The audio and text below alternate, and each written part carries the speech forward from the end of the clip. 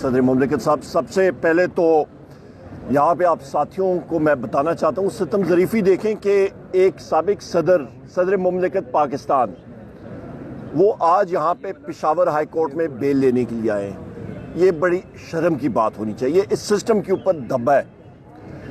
आज बैसियत leader of the opposition मैं यहाँ पे खड़ा हूँ बेल्स के लिए। नेगोशिएटिंग टीम पाकिस्तान तहरीक इंसाफ की तरफ से वज़ीर आज़म इमरान खान ने मुझ नाचीज़ को उसको नॉमिनेट किया, उसका बैसियत उसका चेयर।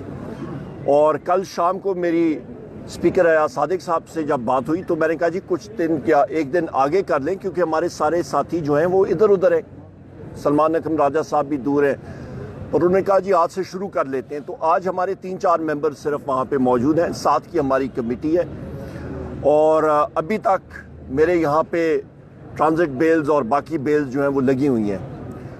और केसेस कौन सी हैं आपने भाई पूछा कि जी मोटरसाइकिल चोरी के, और कौन सा आपने पूछा, फॉरेन एक्ट मुझ पे लगा हुआ है, फॉरेनर्स एक्ट भी लगा हुआ है और मोटरसाइकिल चोरी भी लगा हुआ है। फैसलाबाद में मेरे 3 मोटरसाइकिल चोरी किए, मेरे ख्याल 2 या 1 जो है वो हसन अब्दाल में भी हो गए हैं। तो 5 मोटरसाइकिल जिस तरह के लीडर ऑफ दी ऑपोजिशन को उन्होंने बना दिए कि जी बैनुल सूबाई मोटरसाइकिल गैंग का मेंबर। अच्छा, कोई दुकान तो नहीं खोल रहा है? मेरा ख्याल है मैं भी कर लूंगा सदर साहब, अभी मेरा ख्याल है मैं इस काम पे मतलब अभी करना पड़ेगा। तो ये हालात है और यहाँ पे मैं इस चीज़ को कंडेम करता हूँ जो मिलिट्री कोर्ट्स ने अपना डिसीजन दिया।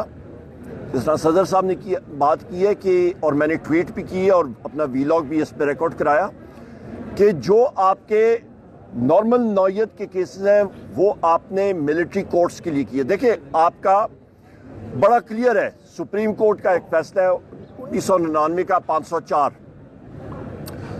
उस पे आपके जो आपका ट्राइकोटमी ऑफ पावर्स है, आपके 3 आपके सतून है, आपका अदलिया है, आपकी एग्जेक्टिव है और आपकी अल्लाह भला करे पार्लियामान है। जो आपकी स्टेट है, स्टेट के अंदर आर्टिकल 7 में उसकी डिटेल मौजूद है। उस डिटेल में आइन में उसमें मैं रिपीट नहीं करता हूं, पर उसको सम अप करने के लिए मैं सिर्फ ये करता हूं कि जनाब उस पे नेशनल असेंबली, सेनेट, सूबाई आपकी फेडरल हुकूमत, सूबाई असेंबली, सूबाई हुकूमतें और वो इदारे जो टैक्स नाफिज कर सकती हैं, ये आपकी स्टेट का, इसको स्टेट कहलाते हैं। बाकी इदारे चाहे वो मुसल्लह फौज हो, रेंजर्स हो, फायर ब्रिगेड हो, पुलिस हो, वो औजार हैं स्टेट के। मिलिट्री कोर्ट जो है वो औजार का कोर्ट है, वो मिलिट्री के कोर्ट्स हैं। वो उठ के आपके फैसले कोर्ट्स के जिम्मेदारी नहीं यूजर्व कर सकते, लिहाजा ये फैसले नल एंड वॉइड हो जाएंगे इंशाअल्लाह ताला। Point number 1।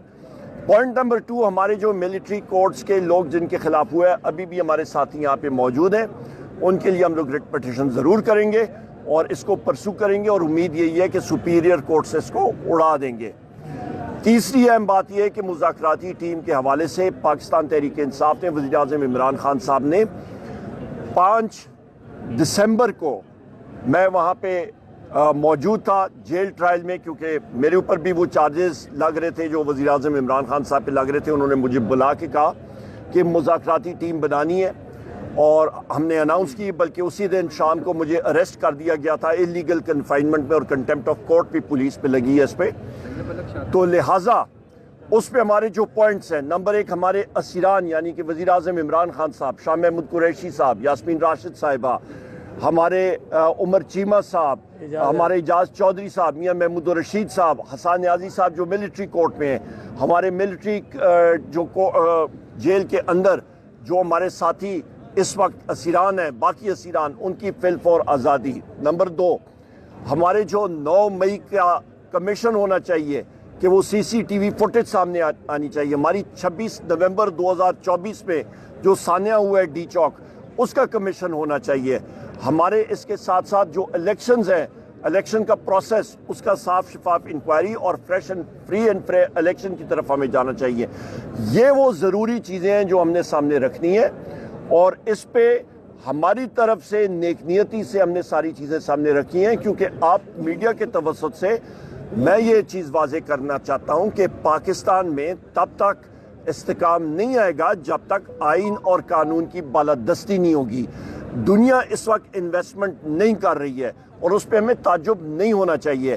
پی آئی اے کی بڈ پرائس انہوں نے بولی, ان کا خیال تھا کہ 85 ارب روپے آیا جناب والا 10 ارب روپے بھی نہیں. کیوں؟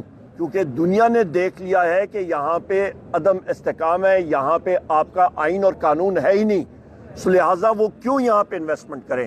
سو لہٰذا پاکستان کو یا آگے ہم نے ترقی کی راستے پہ گامزن کرنا ہے تو free and fair election electronic voting machines کے ذریعے آنا چاہیے.